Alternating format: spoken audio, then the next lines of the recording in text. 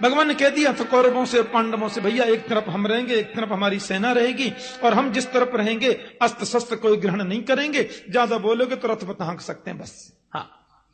अर्जुन बोले मुझे तो आपकी जरूरत है। अरे हम धनुष बाण भी नहीं चलाएंगे, अस्त्र। बोले नहीं, रथ तो चला लोगे, बस रथ चलाने वाला ही चाहिए। देखना इंद्रियों के न घोड़े भगे, उनमें हरदम ये संयम के कोड़े लगे। अपने रथ को सुमार्ग लगाते चलो, कृष्ण गोविंद गोपाल गाते चलो। रथ को हाँकने वाला ही तो चाहिए। अर्जुन ने वर्ण कर लिया कृष्ण का। और भीष्म कहते हैं जब मैं सेनापति बनकर कौरवों की सेना के आगे वाले रथ में आया और बिल्कुल सामने मैंने आपको अर्जुन के रथ पर सारथी के रूप में देखा, और मैंने ये भी देखा कि आपने प्रतिज्ञा की है कि मैं अस्त्र शस्त्र ग्रहण नहीं करूंगा, तो केशव मैंने भी प्रतिज्ञा कर ली कि आज जो हरिहीन शस्त्र गहाऊं, तो लाजू गंगा जननी को, निशांतनु सुत न कहा। मैंने भी प्रतिज्ञा कर ली, आज कृष्ण के हाथ में शस्त्र ग्रहण नहीं कराया तो मैं भी गंगा पुत्र नहीं, मैं भी शांतनु बिहारी नहीं। और भीष्म ने फिर बाणों की जो बौछार लगाई, भगवान कभी अर्जुन को देखे, कभी भीष्म को देखे, कभी अर्जुन को, कभी भीष्म को। अर्जुन का कवच टूट गया, बाजूबंद जो यहां बनते हैं वो टूटकर गिर पड़े, मुकुट कहीं गया, और बाणों की बौछार, एक बाण में से 50-50 बाण निकलते हैं। कन्हैया बोले अर्जुन कुछ कर भैया, ये बूढ़ा बाबा कमाल करता है, अरे देखो सही, ये क्या कर रहा है। अर्जुन बोले भीष्म है इनका नाम, इनसे युद्ध करना कोई मजाक नहीं है केशव। और युद्ध करते करते भीष्म ने एक आध बाण तो गोविंद के चरणों की ओर भी पहुंचा दी। अरे मारता भाई, अरे कुछ कर अर्जुन। अर्जुन बोले क्या करूं। भीष्म ने जब बाणों की बौछार लगाई, अर्जुन एकदम भयभीत हो गए और बेचारे एकदम घबराने से लगे। मेरे गोविंद सारी प्रतिज्ञा भूल गए, सारथी का पद त्याग दिया, तुरंत रथ से नीचे कूद पड़े। सामने पड़ा था रथ का टूटा हुआ चक्का, उसी को गोविंद ने उठाया और जैसे भीष्म को मारने के लिए दौड़े, भीष्म ने अपने धनुष बाण फेंक और हाथ जोड़कर बोले मार डालो केशव, टुकड़े टुकड़े कर डालो मेरे, अब बिल्कुल परवाह नहीं है, लेकिन मेरी प्रतिज्ञा पूर्ण करने को तुमने अपनी प्रतिज्ञा तोड़ दी, यही तो मैं चाहता था। और आज वो हो गई। आज भीष्म रोते हुए गोविंद से बोले कि स्वनिगम अपहाय मत प्रतिज्ञा, मृतम अधिकर तुम अप्लुतो रथस्थ, धृतरथ चरणोभ्या चलग्गु, हरि महंतुमिमं गतोत्तरीय। क्या था मुझमें केशव, मेरी प्रतिज्ञा पूर्ण करने के लिए तुम अपनी प्रतिज्ञा तोड़कर उस रथ के चक्के को लेकर मुझे मारने दौड़े। उस समय ऐसा लग रहा था कृष्ण जैसे कोई सिंह किसी हाथी को मारने दौड़ता है। मतलब तुम सिंह थे तो हाथी से कम अपन भी नहीं थे, पर आप जब मारने मुझे दौड़े और मैंने सुना है कि परमात्मा अपनी प्रतिज्ञा को त्याग दे तो पृथ्वी पर प्रलय हो सकता है, और पृथ्वी कांपने लगी। लिखा है चलग्गु, पृथ्वी कांपने लगी। तो आपका उत्तरी वस्त्र ये पटका कंधे से गिरा और उसने पृथ्वी पर गिरकर पृथ्वी को सांत्वना दी, देवी तुम्हें प्रलय में जाने की जरूरत नहीं, कांपने की जरूरत नहीं, ये तो भक्त की प्रतिज्ञा के लिए अपनी प्रतिज्ञा तोड़ी है, तुम्हें इसमें डरने की जरूरत नहीं है। अब आप जैसा महापुरुष तो जितने दिन रहे अच्छा है ना, हमारे लिए भी, पांडवों के लिए भी। भीष्म बोले अब जीने की तमन्ना नहीं है, इतना सुंदर अवसर कब मिलेगा। देहांत काले तुम सामने हो, बंसी बजाते मन को लुभाते, यही गीत गाते मैं तन नाथ त्यागूं, गोविंद दामोदर माधवे। अब जीकर करूंगा क्या? इतना तो करना स्वामी जब प्राण तन से निकले, गोविंद नाम लेकर जब प्राण तन से निकले। श्री गंगा जी का तट हो, यमुना का बंसी बट हो, मेरा सामरान कट हो जब प्राण तन से निकले। पीतांबरी कसी हो, मुखड़े पे कुछ हंसी हो, छवि मन में ये बसी हो जब प्राण तन से निकले। जीकर करूंगा क्या? घनश्याम जल्दी आना, नहीं हमको भूल जाना, मुरली की धुन सुनाना जब प्राण तन से निकले। आपकी झांकी को देखते देखते प्राण निकल जाएं, इससे सुंदर मौत कोई हो सकती है? गोविंद को निहारते निहारते मानो नेत्रों के माध्यम से गोपाल की झांकी को अंतर हृदय में उतार लिया और 20 मिनट पांचभौतिक शरीर छोड़ दिया, पांचभौतिक देह का परित्याग कर दिया। पांडव बहुत रोए। कृष्ण बोले क्यों? ये महापुरुष थे, राज्य गद्दी उनको मिली है, भीष्म के संस्कार हुए, गोविंद द्वारिका पधारे और फिर परीक्षित महाराज का जन्म हुआ।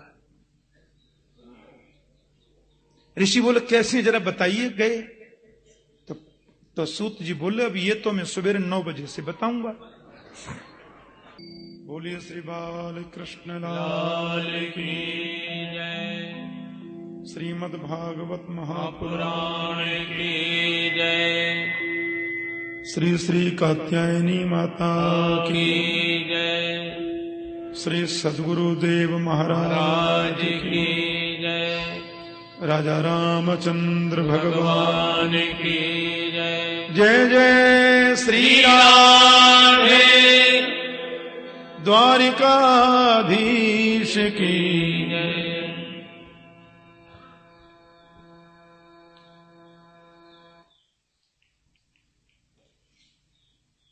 परम मंगलमय परात्पर अखिलेश्वर अकारण करुणा वरुण वाले भक्त वांछा कल्पतरु तड़िद्युति विनिंदक पीताम्बरधारी श्री बालकृष्ण लाल की वांगमयी प्रतिमूर्ति श्रीमद् भागवत महापुराण।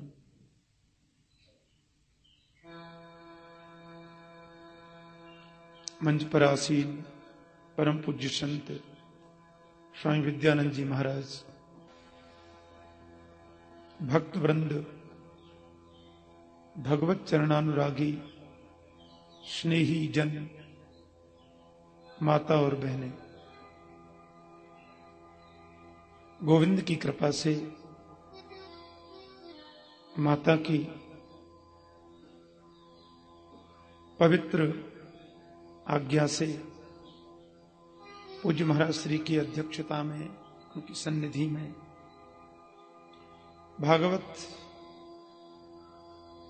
कथा ज्ञान यज्ञ सप्ताह का आज द्वितीय दिवस प्रारंभ करते हैं। महात्म्य सहित तृतीय दिवस बड़ी श्रद्धा और बड़े प्रेम से हम लोग भागवत कथामृत का पान कर रहे हैं और आह्लादित होकर के महर्षि सूत जी महाराज शौनकादि ऋषियों को लक्ष्य करके सुना रहे हैं। ऐसा स्वंद और सुरम्य वातावरण है, हजारों संत बैठे हैं शौनकादि ऋषियों के रूप में। व्यासमंचासीन है आदरणीय सूत जी और महात्मा परीक्षित के जन्म के बारे में जो प्रश्न किया था उसका वे उत्तर दे रहे हैं। कहते हैं ऋषियों, महात्मा भीष्म ने गोविंद के चरणों की प्रीति को जागृत किया और उनको निहारते निहारते पांच भौतिक देह का परित्याग कर दिया। माता कुंती के चरणों में वंदन करके कह दिया प्रभु ने, बुआ अब हम जाने की अनुमति चाहते हैं। पांडवों ने कहा जाने का नाम लेते हो तो लगता प्राण निकल के जा रहे हैं क्या, लेकिन हमारी वजह से द्वारिका वासियों को दर्शन लाभ से बहुत समय तक वंचित रहना पड़े, ये तो हम नहीं चाहते। अतः श्री द्वारिकाधीश को द्वारिका विदा करने की तैयारियां, विदाई समारोह हो रहा है। पांडवों को राज्याभिषिक्त करके भीष्म को मोक्ष प्रदान कर गोविंद जा रहे हैं। कुरुकुल की नारियां कैसे प्रभु का सत्कार करते हुए उनको विदा कर रही हैं, और लेकिन गोविंद सबको देख रहे हैं। सुभद्रा द्रौपदी कुंती विराट तनया तथा गांधारी धृतराष्ट्रश्च युत्सुर्गौतमो यमौ। भगवान को विदा करने में जो सबसे आगे लोग हैं उनका नाम बता रहे हैं। सुभद्रा, द्रौपदी, कुंती, विराट तनया तथा गांधारी धृतराष्ट्रश्च युत्सुर गौतमो यमौ। सबने प्रभु को विदा किया। कुरुकुल की नारियां महल की अटारियों पर खड़ी हैं कि प्रासाद शिखरारूढ़ा कुरुनार्जो दिदीक्षया बब्रसु कुसुमयी कृष्ण प्रेम व्रीडास्मिते क्षण। महल की अटारियों पर खड़ी होकर के ऋषियों बब्रसु कुसुमयी कृष्ण गोविंद के ऊपर कुसुम वृष्टि करती हैं, सुमन वृष्टि कर रही हैं। प्रेम व्रीडास्मित एक क्षण। उनको लग रहा है कि गोविंद हमें छोड़ करके जा रहे हैं। भगवान ने माता कुंती को प्रणाम किया, युधिष्ठिर जी को नमन किया, भीमसेन को भी प्रणाम किया, अर्जुन को गले लगाया और नकुल सहदेव को आशीर्वचन कहा। युधिष्ठिर बोले अर्जुन से साथ में जाओ गोपाल के, अभी गोपाल ही तो है ये, बीच में कोई संकट ना आ जाए, बड़े भीलों की नगरी भी पड़ती है। अर्जुन को आश्चर्य तो हुआ, लेकिन अब आदेश है तो छोड़ने तो जाना ही है। प्यार से बोलो जय श्री कृष्ण। मार्ग में जितने भी देश पड़ते हैं, लघु राज्य पड़ते हैं, उन सब जगह कृष्ण का सविधि स्वागत हो रहा है। और द्वारिका में जैसी गोविंद, अर्जुन तो उनको वन से पार लगाकर फिर वापस आ गए। और यहां द्वारिका में पता चला कि हमारे प्रभु हस्तिनापुर से लौट रहे हैं। बड़ी तैयारियां चल रही हैं द्वारिकाधीश के सत्कार की, स्वागत की। लेकिन भगवान जब द्वारिका में प्रवेश किए तो गुरुजनों को प्रणाम कर रहे हैं। भागवत में लिखा है प्रविष्टस्तु गृहम पित्रो परिस्वक्त स्वमातृभि बवंदे शिरसा सप्त देवकी प्रमुखा मुदा। कन्हैया ने द्वारिका में जब प्रवेश किया तो अपनी सातों माताओं को प्रणाम किया। बवंदे शिरसा सप्त, माता देवकी जिनमें प्रमुख हैं क्योंकि वो कृष्ण की मां है, ऐसे अपनी सातों माताओं के चरणों में गोविंद ने प्रणाम किया। सात मैया हैं कृष्ण की। हाँ,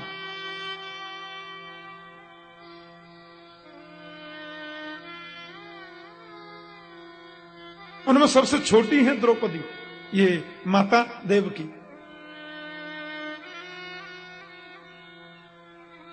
रोहिणी दूसरे नंबर पर आती है। प्रभु ने सबके चरणों में प्रणाम किया। माताओं ने गोविंद को उठाकर गले से लगाया।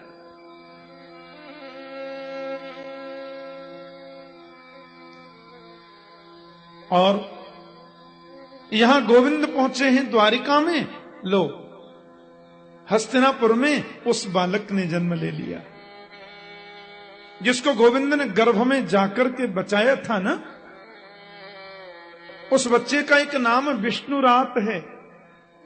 विष्णुरात का मतलब होता है विष्णुना रातः दत्तः विष्णुरात।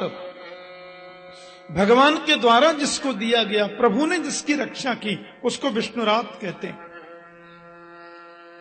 अब तो माता कुंती की यहां तो बड़े नगाड़े बज रहे हैं, आज बड़ी खुशियां मनाई जा रही हैं, दुंदुभियां बज रही हैं, मिठाइयां बट रही हैं, बधाई गाई जा रही हैं, बधाई बजाई जा रही हैं, बधाई बांटी जा रही हैं। एक बधाई ऐसा शब्द है जो तीनों में प्रयोग आता है। बधाई बांटी गई, बधाई गाई गई और बधाई ली गई, बधाई बजाई गई। लेकिन इस बालक ने जन्म लिया सज्जनों, और जन्म लेती पालती लगाकर भीड़ में ऐसे बैठ गया। बताओ ऐसा कभी होता है? क्योंकि वहां भीड़ लगी थी, पांडवों के वंश को आगे चलाने वाला एक ही तो बालक है। पालती लगा के बैठ गया और भीड़ में ऐसे देखने लगा। माता कुंती आश्रम पड़ गई, ये कैसा बालक हमारे घर में हुआ है? बड़े बड़े धौम्यादि ऋषि बैठे थे, महात्मा वशिष्ठ जी और आदरणीय वेदव्यास जी भी थे। वेदव्यास जी महाराज के चरणों में प्रणाम करके कुंती ने पूछा, महाराज ये कैसा बालक, ये ऐसा क्या देख रहा चारों तरफ? वेदव्यास के नेत्रों में आंसू आ गए, बोले महारानी ये बालक देख रहा है कि भीड़ तो इतनी लगी है, पर गर्भ में जाकर जिसने मुझे बचाया था वो टेढ़ी टांग वाला इसमें दिखता क्यों नहीं है? इस भीड़ में वो छुपा कहां है? इसलिए उसका नाम विप्रों ने परीक्षित रखा। बड़ा सुंदर नाम है। परीक्षित महाराज के मामा हैं विराटनगर वासी। विराटनगर की बेटी थी ना परीक्षित की माता उत्तरा, तो विराटनगर के यहां से तो छोचिक आया। हमारे ब्रज में छोचिक बोलते हैं उसे। हाँ, बधाइयां आ रही हैं, चाव आ रही हैं। गोविंद बोले मेरी बहन सुभद्रा के घर पोता हुआ है, चलो अपन भी कुर्ता टोपी दे हमें। बोलो जय श्री कृष्ण। ब्रज में जब बालक होता है ना तो कुर्ता टोपी लेके जाते हैं, लेके तो बहुत कुछ जाते हैं पर उसका नाम कुर्ता टोपी होता है। हाँ, छोचिक लेके आ रहे हैं। अब देख लो, अपने मामा के घर से भी आ रहा है छोचिक, और पिताजी के मामा के घर से भी आ रहा है। अभिमन्यु के मामा गोविंद है तो वो भी लाए।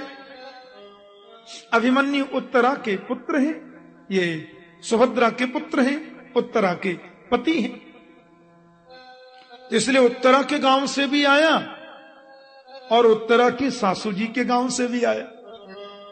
सबका प्रिय है, सबका बड़ा ये कृपा भाजन है ये बालक। अब माता कुंती तो सबकी गोद में देती, आप भी आशीर्वाद दे दो महाराज, आप भी आशीर्वाद दे दो गुरुजी, आप भी आशीर्वाद दीजिए। अब बालक को सभी गोद में लें, लेकिन वो बच्चा हंसता नहीं है। जो भी उसको गोद में लेता है उसको ऐसे देखता है, फिर सोचता ये नहीं है। जो भी उसको गोद में ले उसी को ऐसे देखें, फिर बोले ये भी नहीं है। वो ये खोज रहा है कि वो कहां है जो गदा लेकर गर्भ में पधारा था। अब तो माता कुंती ने देखा गोविंद आ रहे हैं बधाई देने, और मैया ने सबसे पहले वो बालक जैसे ही कृष्ण की गोद में दिया, कन्हैया की गोद में जाते खिलखिल खिलखिल खिलखिल करके हंस गया। बोले यही तो है, इसी ने तो बचाया था। गोविंद ने उसके सिर पर हाथ घुमाया, परीक्षित नाम रखा। ब्राह्मणों ने कुंडली बनाई, उसके भविष्य के बारे में सारी बातें बता दी। अर्जुन के समान धनुर्धर होगा, कर्ण जैसा दानवीर होगा, युधिष्ठिर जैसा धर्मात्मा होगा, भीमसेन जैसा पराक्रमी होगा और करुणावान होगा। सारी उसमें पांचों पांडवों के लक्षण उसमें बताए, और अंत में किस गलती से इसको ऐसा होगा वो भी बता दिया। पर बोले आप लोग चिंता न करें, धर्म के माध्यम से सब अशुभ नष्ट हो जाते हैं, उसमें सोचने वाली बात नहीं है। आज भगवान द्वारिका जा रहे हैं, अर्जुन से बोले चलोगे द्वारिका?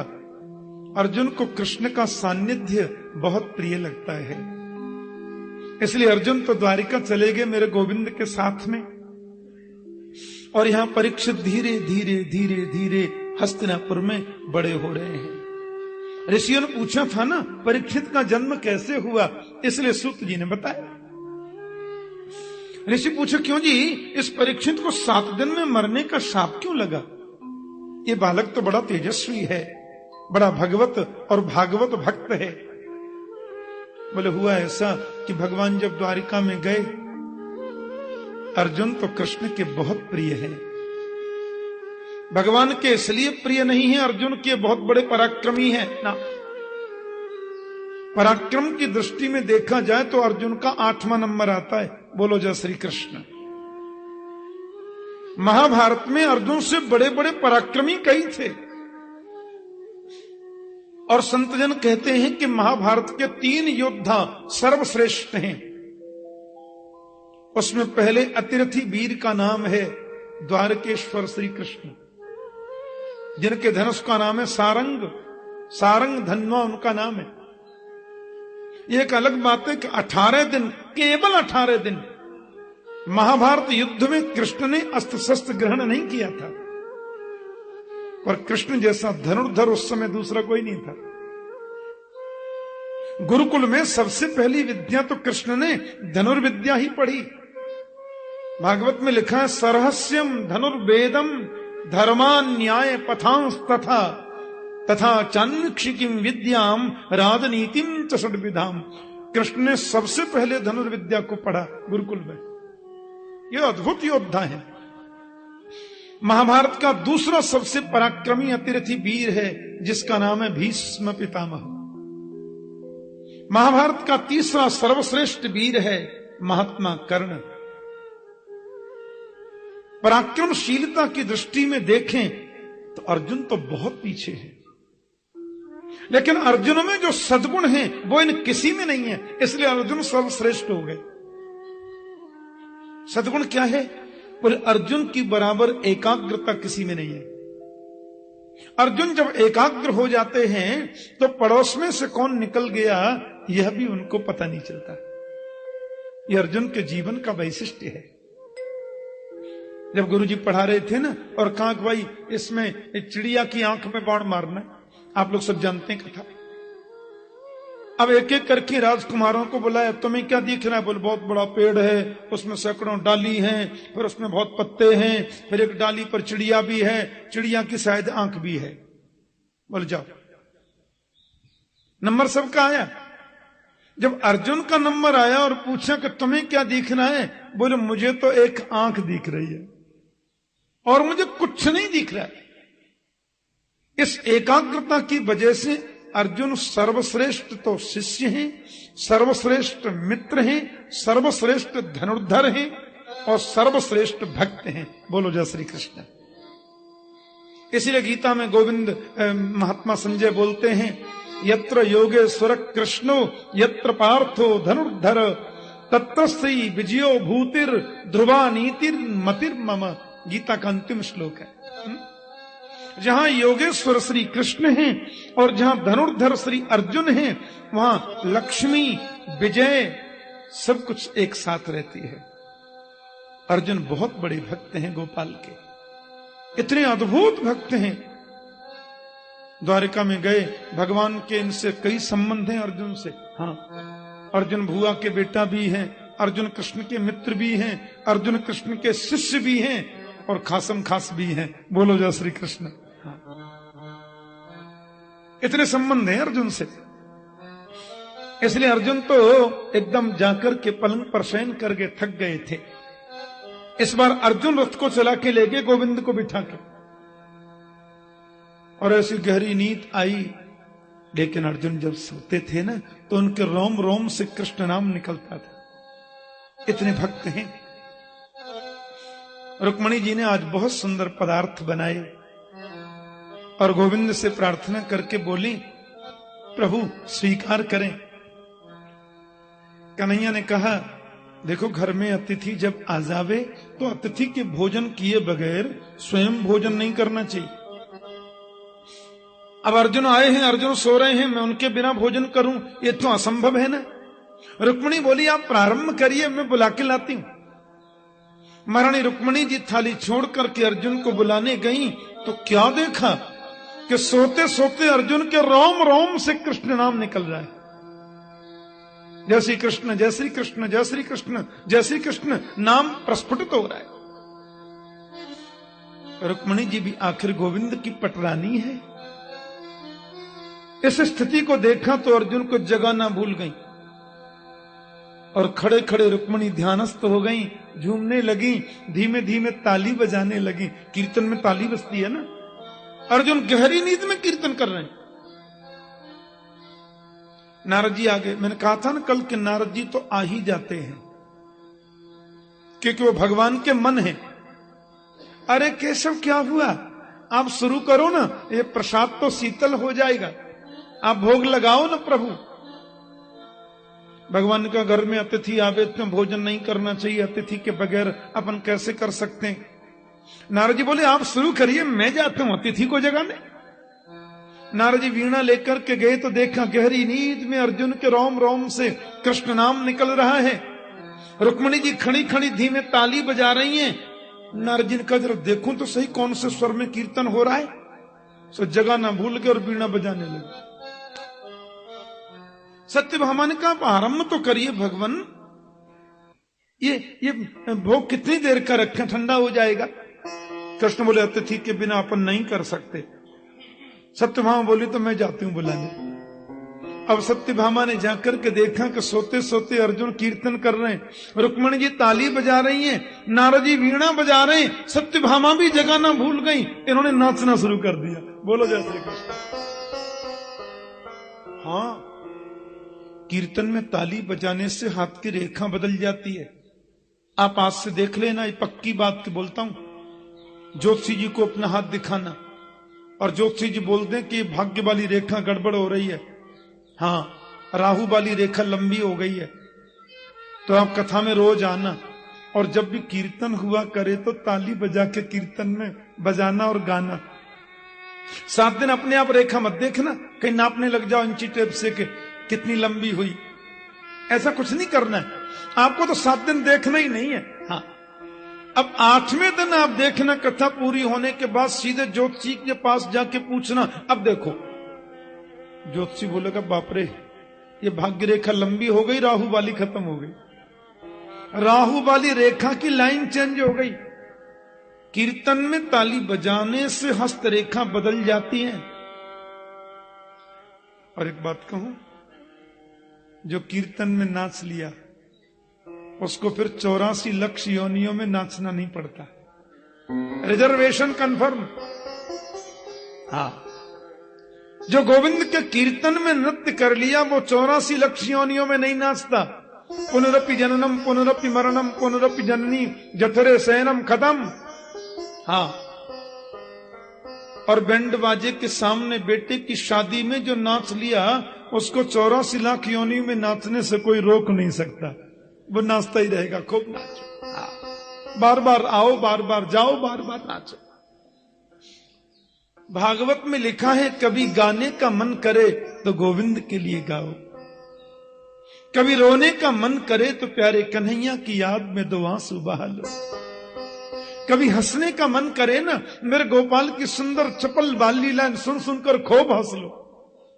उनकी लीला अब आप सुनेंगे, 5वें दिन से रसगुल्ला की कथा आ जाएगी ना। कैसी कैसी लीला करते हैं गोपाल हैं। कभी हंसने का मन करे तो हंस लो। हाँ, और भागवत में लिखा है कभी रूठने का मन करे तो गोविंद से ही रूठ लो। बोलो जय श्री कृष्ण। हाँ, भक्त उनसे रूठते भी रहते हैं। हाँ, कभी तकरार भी कर लेते हैं भक्त लोग मीठी भगवान से।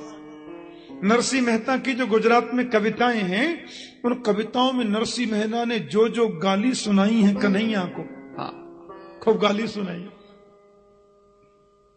प्यार में सब होता है, प्रेम हो गया ना गोविंद से। तो अर्जुन इतने तन्मय हैं कि सोते सोते कीर्तन कर रहे हैं और सत्यभामा जी तो नृत्य करने लगी। कन्हैया बोले जो अंदर जाता है लौट के आता ही नहीं, और सब बोल के जाते हैं भोजन ठंडा हो रहा है, हमारी परवाह किसी को नहीं। अंदर जाकर के गोविंद ने देखा तो वहां तो कीर्तन स्वर लहरी चल रही है, अर्जुन सो रहे हैं। सोते सोते कीर्तन चल रहा, रुक्मणी ताली बजा रही है, नारद जी वीणा बजा रहे हैं, सत्यभामा जी नृत्य कर रही हैं। मेरे गोविंद की आंखों से आंसू बह चले और प्रभु ने आकर के अर्जुन के चरण दबाना शुरू कर दिया।